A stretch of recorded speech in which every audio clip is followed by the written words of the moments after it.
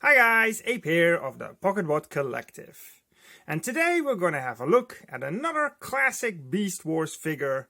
It is Buzzclaw. And he's from 1999. So that's over 20 years old already. Now, if you don't immediately recognize this character, don't worry. He wasn't in the actual Beast Wars show, but he was in the 2006 IDW comics.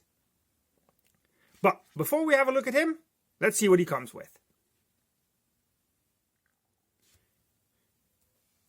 Buzzclaw comes in this, what do you call it? Bubble blister. He's part of the Fuzors line. We'll get into that in a minute. Came with the little toy catalog that I showed off in the Optimus Minor review already. So go check that out if you want. Comes with his instructions. Actually, I don't know why they call them Predators. Because they were Predacons or Destrons. But yeah, there we go. Transformation, real simple. Not that much to it. Has a couple of weapons, but they're integrated. So we'll get into that when we transform him. Have a quick look at the packaging.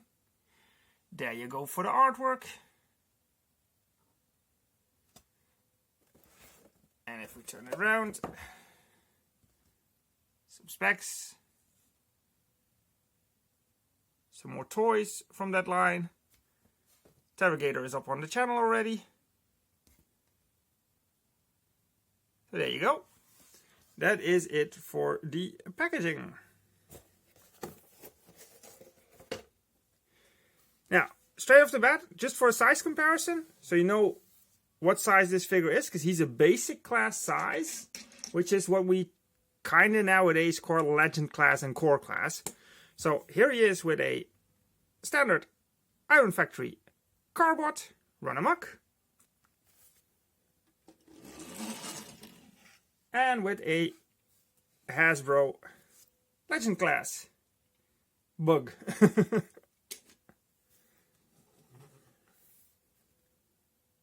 And that scales well together.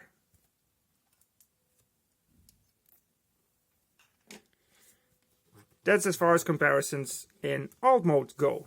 Now, I said already, he's a Fuzor.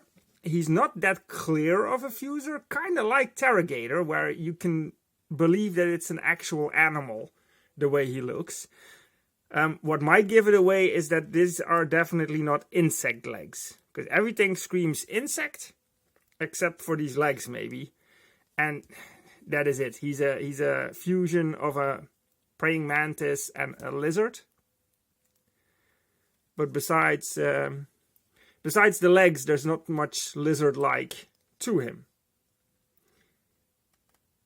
The orange and the red plastics are sort of translucent. They're not clear translucent, let me put it that way. And the green is just green plastic. But he looks pretty cool. I like the vibe that this guy gives off. With all the colors and everything. You might wonder what this thing sticking out of his back is. That's one of the gimmicks, because most of these figures came with gimmicks. So we'll get into that in a minute as well. Or, do you know what? Let's just show that off right now. Because we'll just do it like that for now. And then if you press the handle on the back, it is a very simple gimmick, but it works fine. Of course, you can position these arms the way you want. This is also articulated. Doesn't completely fall down because, yeah, you can see it's sort of like little hands. But it works well.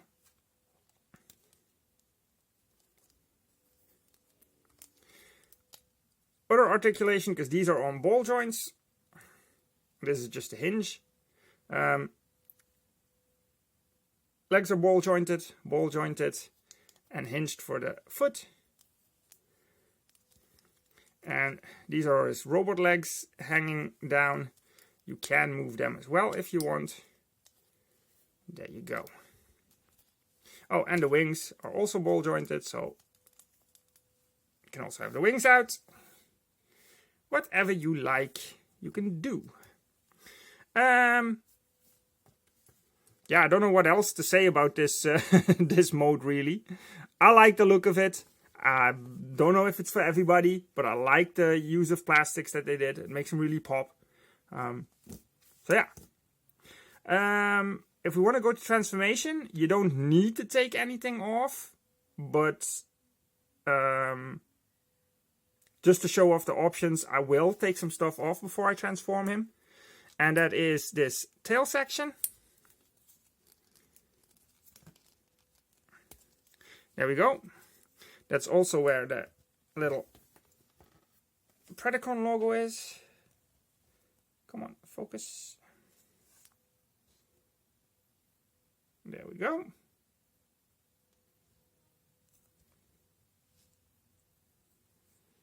That can become a shield. And you can also... let's just fold this backwards. You can take this entire section off, because that can become like a handheld weapon, I guess. Because you can just, in robot mode, you can hold on to these pegs, and then you can use it as a weapon. It's a bit of a big weapon with the wings and everything hanging off as well, but I guess you can put it like that maybe. But there you go. These pieces come off, and then you're left with this little critter here. So let's get him transformed.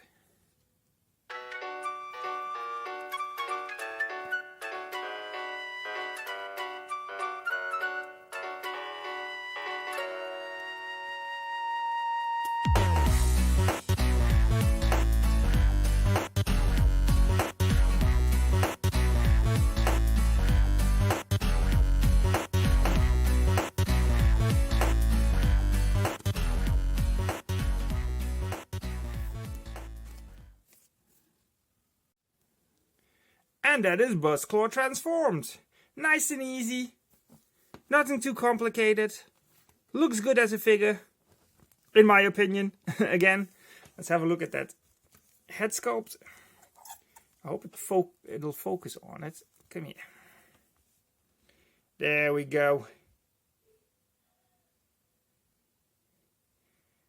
These Beast Wars heads are something else. Let me put it that way.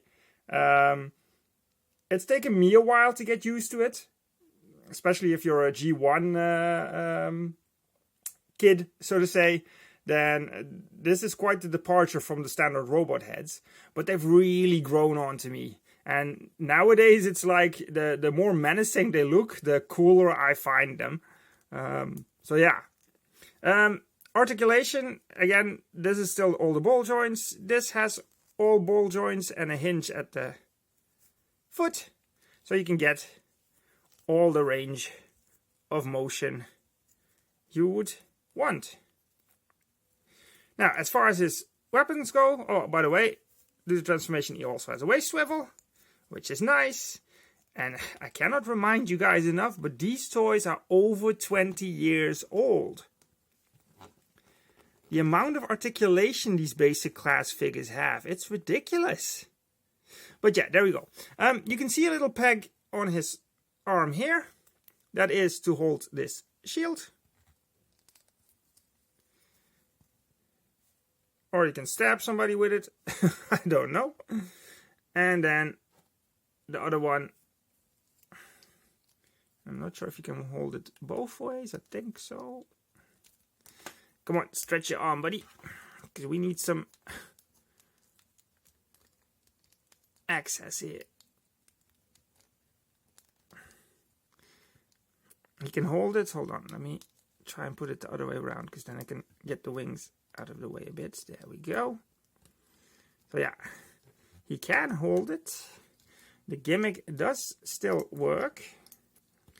And whether or not I can pose him with it, I probably can.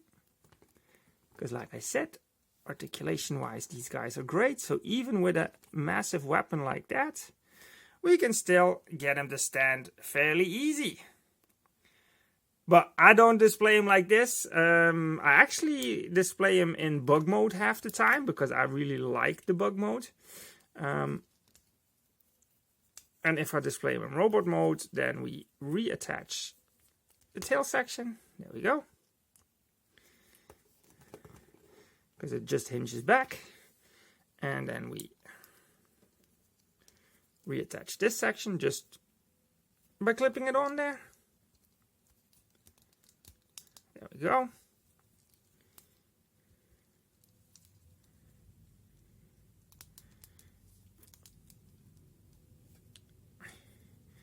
I like to display him like this, with the claws over his head, so to say. Sorry, a little bit out of frame there. This is how I like to display him. You can also just turn this entire section round and then have the wings up and the claws actually down.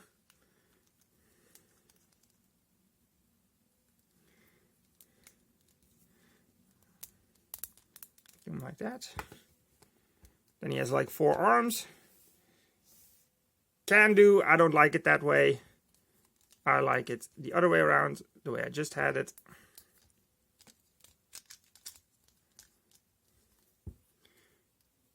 With the claws on top.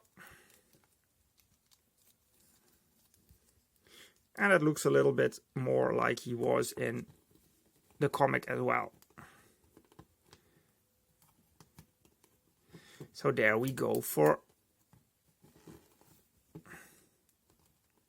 Buzzclaw. Now, for some size comparisons. Here he is with a modern day Hasbro bug. He's from the... What was Bombshell from? Was he from Combiner Wars? I think he was the Combiner Wars version. And of course, our boy, Iron Factory's Runabout. And now you can see what I meant with this is pretty much Legend class. And here you have him with Transform Elements Legend class Scorponok and with Hasbro's Core class Rat Trap.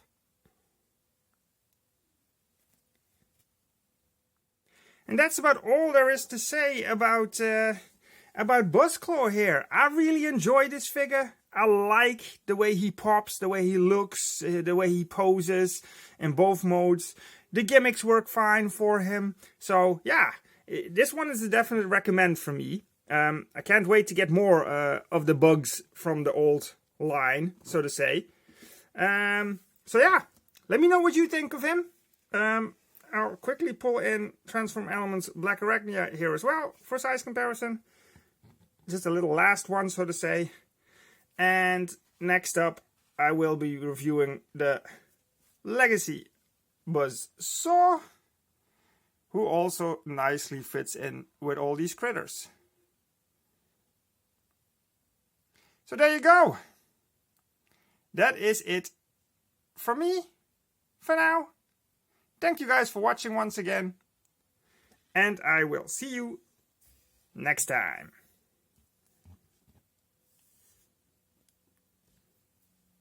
Ape out.